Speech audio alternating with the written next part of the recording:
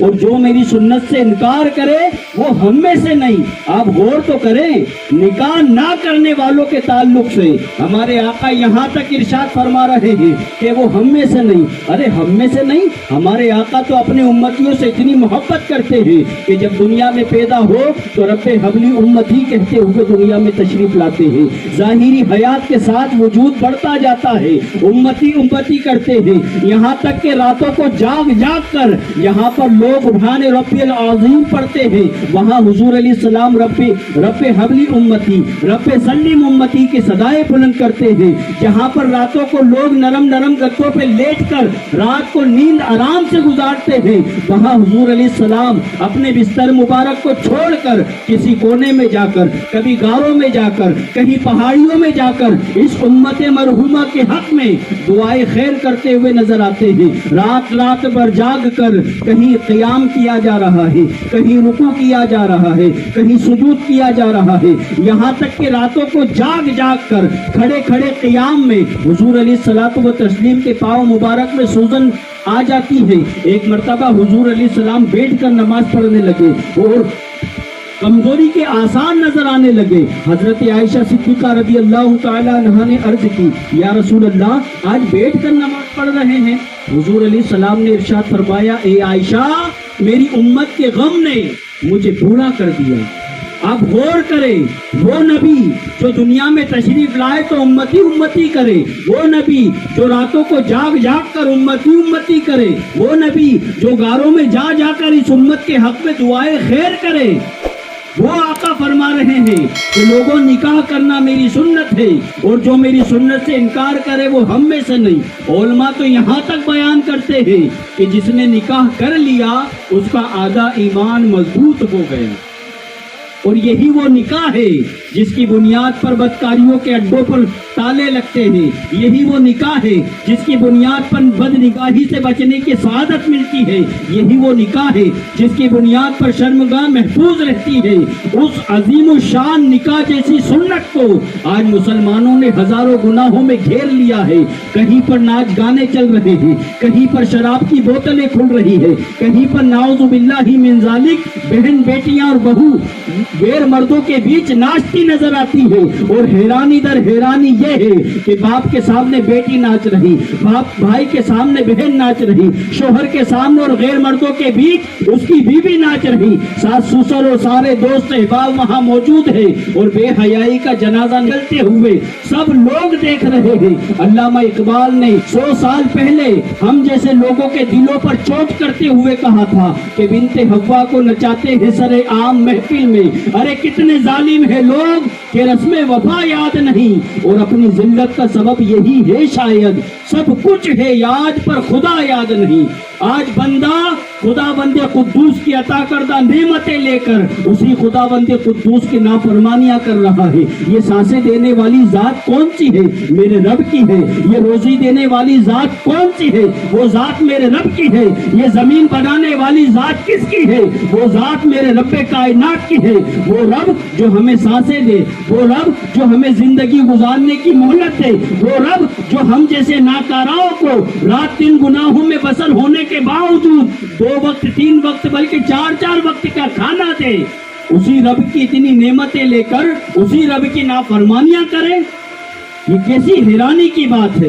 ارے ہونا تو یہ چاہیے کہ جس رب کائنات نے بن مانگے ہزاروں کروڑ نعمتوں کا ہمیں مالک بنایا، اس خدا بند قدوس کی بارگاہ میں سجدہ کیا جائے، اے مولا تیرا شکر ہے تو ہم تو کسی قابل نہ تھے، تو نے ہمیں اس قابل بنایا۔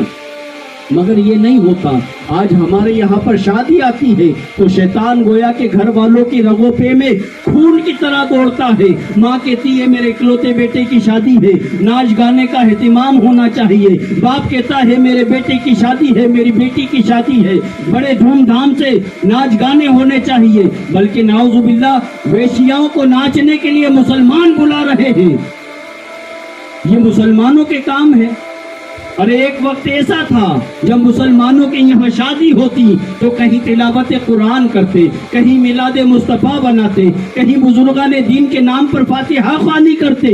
मगर आज मुसलमानों के रीति रिवाज बदल गए, गैर मुस्लिमों और अगियार के तरीकों पर ऐसा अमल पैरा हो रहा है कि खुदा रूठता हो तो रूठ जाए, खुदा बंदे कुद्दूस के महबूब अलैहिस्सलाम नाराज होते हो तो हो जाए, मगर नाच गाना होकर रहेगा, ढोल ताशे बजकर रहेंगे, बेपर्दगी और गुनाहों का तूफान खड़ा होकर रहेगा। अरे अगर यही काम चलता रहा और खुदा नाराज हो गया, जिस जमीन पर नाच नाचा जा रहा है उस खुदा ने जमीन को फाड़ के सबको धसा दिया, तो बताइए कहाँ मुंह दिखाने के काबिल रहेंगे। अगर जिस छत के नीचे खुदा बंदे कुद्दूस की नाफरमानियां की जा रही है, अगर वो छत गिर जाए और सारे लोग दब कर मर जाए, तो बताओ फिर कहाँ मुंह दिखाने के काबिल रहेंगे। फिर कैसी दुनिया में जिल्लत और रुसवाई होगी। अरे ये तो दुनिया की जिल्लत है, ये तो लोगों के बीच की रुसवाई है। अभी कब्र में जिल्लत के अजाब मजीद उठाने हैं, कयामत के दिन जिल्लत और रुसवाई का मुंह फिर देखना है, और फिर इन सारे गुनाहों की नुहसत की बुनियाद पर जहन्नम के अंदर लग जाना पड़ेगा। और वहाँ पर क्या है, वहाँ पर कोई बाग नहीं है बल्कि आग है। और कैसी आग है, जहन्नम की आग से दुनियावी आग भी पनाह मांगती है। अगर हमें उस आग के हवाले कर दिया तो हम तबाह हो जाएंगे। लिहाजा हमें चाहिए कि हमारे घर में जब भी शादी का मौका आए, अरे खुदावंद कुद्दूस का जिक्र करो, नाते मुस्तफ़ा पढ़ो, मनकबत गौसे पाक व मनकबत गरीब नवाज पढ़ो। अरे अल्लाह व रसूल का जिक्र करो कि जहाँ पर अल्लाह के नेक बंदों का जिक्र होता है वहाँ पर खुदा की रहमतों का नुज़ूल होता है। क्या पता खुदा की रहमत का कौन सा छींटा हम गुनाहगारों पर आ लगे और हमारा बेड़ा नहीं हमारे साथ हमारी पूरी नस्लों का बेड़ा पार हो जाए। और अगर नाफरमानियां होती रही, खुदा बंदे कुद्दूस की लानत बरसती रही, और ऐसा ना हो कि हमारे साथ साथ हमारी नस्लें भी तबाह हो जाए। लिहाजा अक्लमंदी का तकाजा ये है, हम मुसलमान हैं और ये कलाम मुसलमानों से किया जा रहा है। अगर मुसलमान चाहता है कि हमारे यहाँ पर सारे काम खैर व आफियत से हो, तो फिर अच्छे काम और अच्छे तरीके से ही काम करें। मकान जब हम बनाते हैं तो जमीन के ऊपर दीवार उठाने से पहले जमीन के नीचे नींव भरी जाती है और उसका बड़ा ख्याल रखा जाता है कि कमजोर ना रहे। क्यों?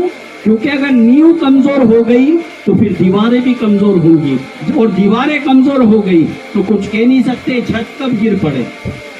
इसीलिए जब हम शादी करते हैं तो शादी की जब शुरुआत होती है, हल्दी से, महफिल से, या जैसे भी जो तारीख तय हुई उस तारीख से शादी का सारे मामला किए जाते हैं।